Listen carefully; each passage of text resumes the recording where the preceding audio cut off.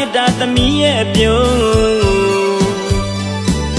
ပင်မသမျှရှင်လန်းရတဲ့အပြုံးအဖေခေါ်တဲ့သမီးရဲ့တန်ရင်ကိုအေးမြဆွဲလေတဲ့စမ်းရည်စီးတဲ့စမ်းရည်စီးတဲ့အဖေနှလုံးသားရဲ့စိတ်ဝင်နေပြန်ကျန်တဲ့ဖေးတဲ့နှလုံးသမီးပြောင်းကြောင်နူးညံ့မစိုးကဘာသမိုင်းကလာသူတို့အပြုံးရှင်နိုင်မရသူတို့ရှုံးအဖေဘဝအတွက်သမီးရဲ့ပြုံးဟောဒီကဘာမှာ